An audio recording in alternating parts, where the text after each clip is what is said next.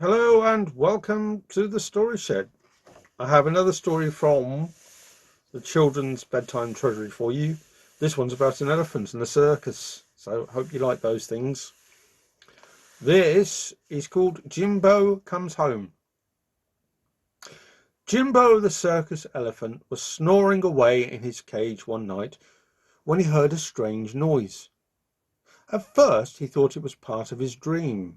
In his dream he'd been walking across a hot, dusty plain, while in the distance there was the sound of thunder. All at once Jimbo was wide awake.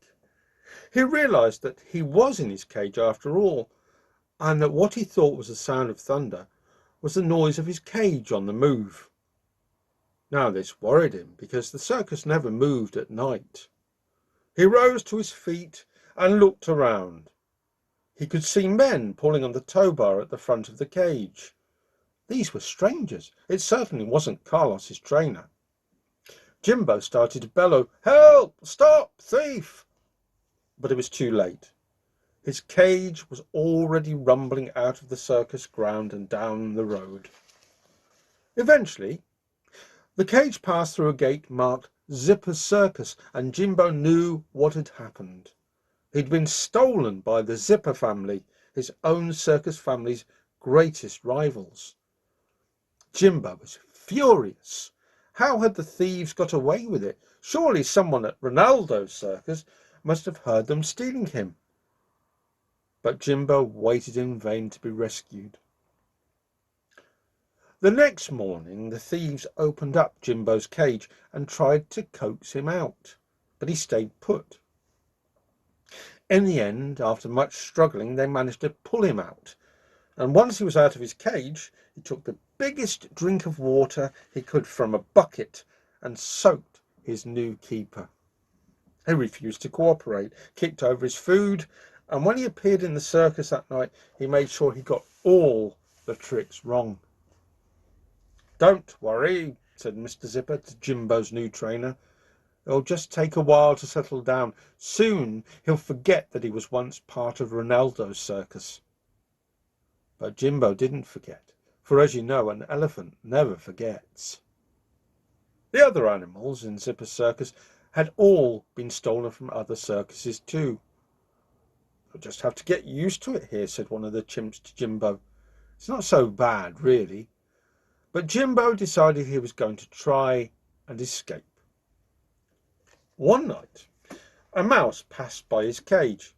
"Hello," called Jimbo mournfully, for by now he was feeling very lonely and no one had cleaned his cage out for days. "Hello," said the mouse. "You don't look very happy. What's the matter?" Jimbo explained how he'd been stolen and wanted to escape back to his own circus. The mouse listened and then said, "Well, I'll try to help."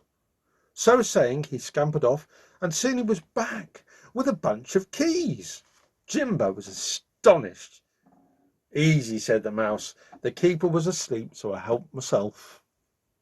Jimbo took the keys in his trunk and unlocked the door to the cage. He was free. "Thank you," he called to the mouse, who was already scurrying away. Jimbo's first thought was to get back to his own circus as fast as possible. However, he wanted to teach those thieves a lesson. He could hear them snoring in their caravan.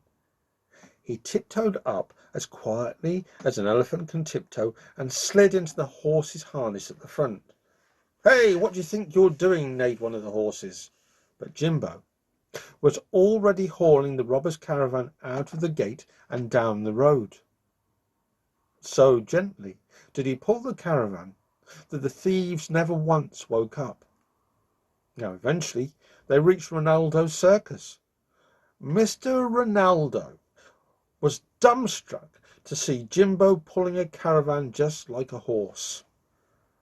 He walked over to the caravan and was astonished to see the robbers still fast asleep. He raced to the telephone and called the police.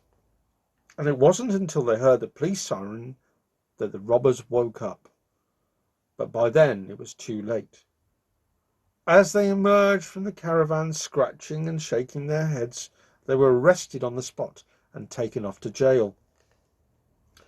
There are a few questions we'd like to ask Mr. Zipper regarding the theft of some other circus animals too, said one of the police officers. Mr. Ronaldo and Jimbo's keeper Carlos were both delighted to see Jimbo back home again, and Jimbo was just as delighted to be back home. Then Mr. Ronaldo and Carlos started whispering to each other and began walking away, looking secretive. "We'll be back soon, we promise," they said to Jimbo. When they returned, they were pushing Jimbo's old cage. It had been freshly painted. There were clean, sweet-smelling straw inside. But best of all, there was no lock on the door. "Now you can come and go as you please," said Carlos. And Jimbo trumpeted long and loud, with his trunk held high, which Carlos knew was his way of saying thank you. And that's the end of the story, Jimbo Comes Home. We hope that you enjoyed it. We hope that you've enjoyed quite a few of the stories that have been read in the Story Shed so far. Let us know if there are any stories or poems that you'd like to hear, or if you have any of your own that you'd like to contribute. And you can write to us at thestoryshedblog@gmail.com. That's thestoryshedblog@gmail.com. We look forward to hearing from you. But in the meantime, take care, be well, and bye-bye. Bye-bye.